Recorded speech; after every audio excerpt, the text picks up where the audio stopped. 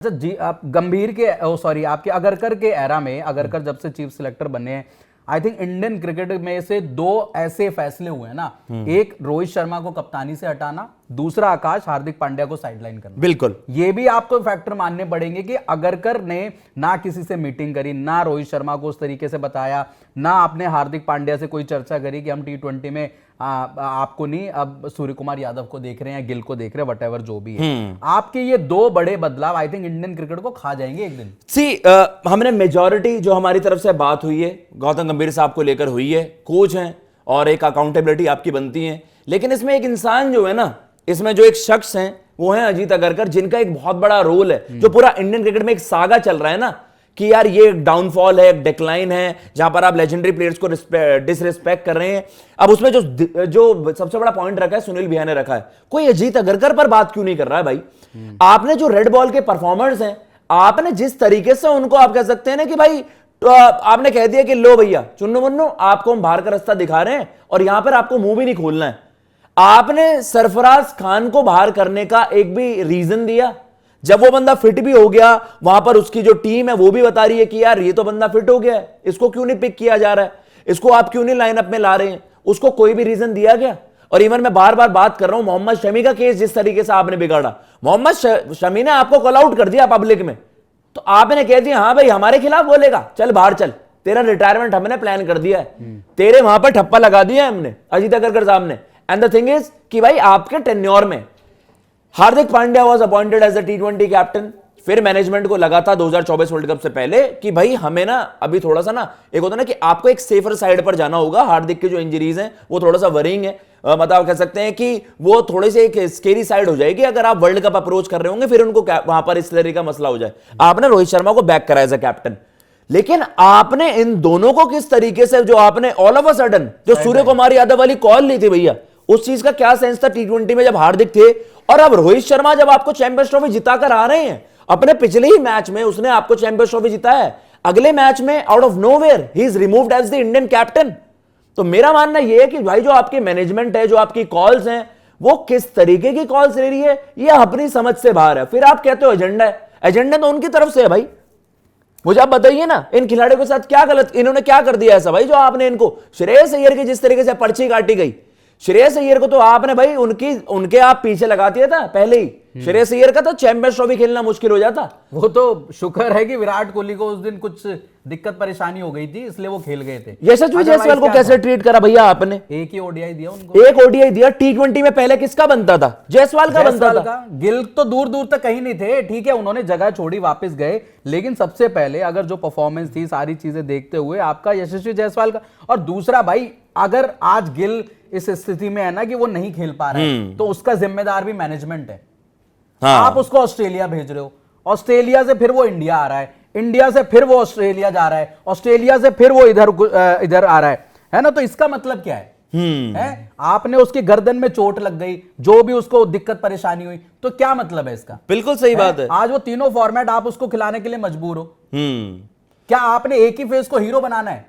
अब आपने यार देखो, अब आप फोर्सफुल ट्रांजिशन जब आप कर रहे हो, फिर आप बाद में जब आप हारोगे फिर आप इस चीज का बहाना दोगे ये तो यंग टीम है। अब ये यहां से भैया 27 तक वर्ल्ड कप तक आपके कितने मैचेस होंगे, कितने मैचेस आप खेलोगे? आप इन लोगों को फिर यंग गन्स बता दोगे यार? कहने का मतलब तो ये है, आज आप कह रहे हो कि हम विराट और रोहित का बैकअप देख रहे हैं, जबकि Virat and Rohit are still performing at the best of their abilities. सबसे बड़ा मसला तो ये है। लेकिन अगरकर साहब ने ये आइडेंटिफाई कर लिया होगा, नहीं नहीं नहीं, अब ये भी देखना, देखो श्रेयस का भी मसला ही रहता है, रेड बॉल क्रिकेट से बैक उसका ब्रेक ले लिया, अब ओडीआई एक अनफॉर्चुनेट बेचारे को इंजरी हो गई, वहां पर कैच ले रहा था ऑस्ट्रेलिया में। अब ये कहेंगे यार श्रेयस का भी इंजरी का ही मसला है। तो जिस तरीके से आपने हार्दिक को देख लिया था कि भाई हार्दिक का भी बैकअप ढूंढ लेते हैं, हार्दिक के पीछे ही क्यों पड़े ना, अब ये कहेंगे कि भाई श्रेयस का भी यही है। Shreyas is one of the best number 4 in the ODI cricket for the past 4 और 5 ईयर्स। लेकिन अब आप कहोगे यार इसका भी बैकअप ढूंढते हैं, अब आप तिलक को पीछे लगा देते हैं, ऋतुराज को पीछे लगा देते हैं।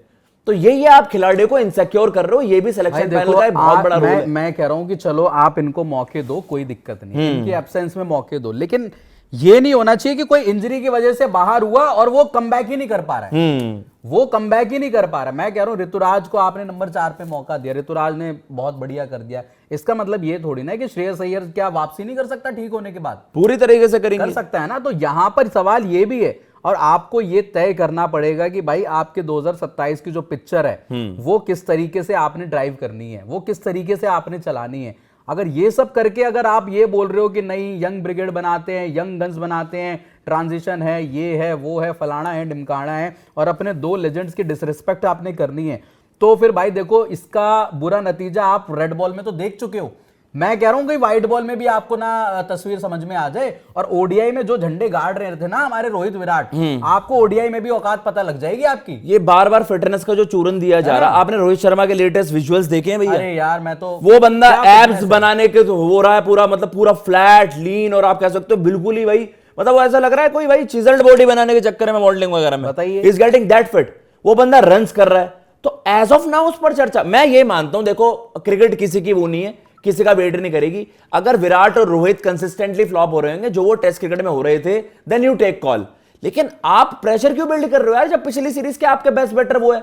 एक में विराट कोहली के रन्स आ गए हैं, अगर इस सीरीज में 3 फेलियर्स आते हैं, दोनों के 3 फेलियर्स, अगर रोहित शर्मा विराट कोहली एक 100 कर दें, जो कि मुझे लगता है दे विल डू, विराट और रोहित का 100 आ गया, फिर आप किस तरीके से, मतलब जब परफॉर्मेंसेस ना है तो आप प्रेशर क्रिएट करना भी समझू मैं। और ओडीआई सीरीज ऑफ ऑस्ट्रेलिया में हारे बिकॉज ऑफ बाकी लोगों की वजह यस बिल्कुल, आपका बॉलिंग लाइनअप आपने बार बार, आप जिन कंडीशंस में आपको खिलाने चाहिए वहां आप बॉलर्स को ट्राई नहीं करते हो, तो वही है, आप अपनी एक यंग ऑस्ट्रेलियन टीम से हार गए।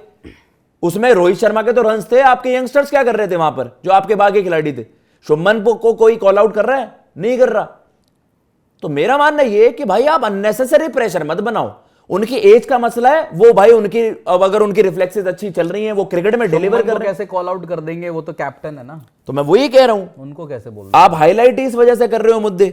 श्रेयस को आपने बाहर कर दिया, बाहर क्या है, वो इंजरी की वजह से बाहर हो गए, जो भी है, बट यू हैव टू भाई क्लैरिटी आपको देनी पड़ेगी, और ऐसी चीजें एजेंडा ड्रिवन करके बंदे देखो क्या कह रहे हैं, नीलेश कह रहे हैं कि भैया मैं चाहता हूं खुद ही कि इंडिया सारे मैच हारे। अब लोग फिर इस तरीके से सोचने लग जाएंगे होंगे यार लोग। आप इंडियन क्रिकेट फैंस को फिर डिवाइड कर दोगे। आप हार रहे हो और उसमें अगर रोहित विराट के रन्स नहीं आए, फिर आप क्या बोलोगे? फिर तो आप पर्ची कटेगी ना। T20 वर्ल्ड कप में अगर रिजल्ट नहीं आए, गंभीर भी सहक है और अगरकर भी सहक है, वो तो यार अब फिर आपके पास दिखाने के लिए क्या होगा? तो बस रोहित शर्मा की एक टीम थी, राहुल द्रविड़ रोहित शर्मा की एक टीम थी जो 2023 में अनफॉर्चुनेटली यार वो मिस आउट कर गए, वरना रोहित शर्मा इंडिया के ग्रेटेस्ट कैप्टन्स में से आ जाते, शायद जो उनका सक्सेस रेट है उनको सबसे ऊपर प्लेस कर देता।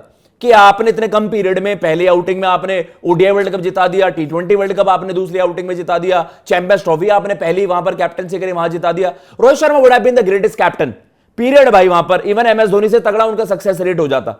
लेकिन वही है, वो बेचारा बस नहीं थे उनकी किस्मत में। लेकिन आपने रोहित शर्मा को जिस तरीके से मतलब धिक्कारा है यार, इंडियन क्रिकेट जो फैंस हैं उनकी आपको लग रही है भाई, वो कह रहे हैं कि आपने लेजेंड्स को सही तरीके से ट्रीट नहीं करा। यार आप बताइएगा कमेंट बॉक्स में कि आपको किस तरीके से लग रहा है ये जो पूरा जो आप कह सकते हैं कि सिचुएशन को हैंडल कर रही है जो आपके मैनेजमेंट है, क्या आपको नहीं लग रहा कि this is disrespect to the legends?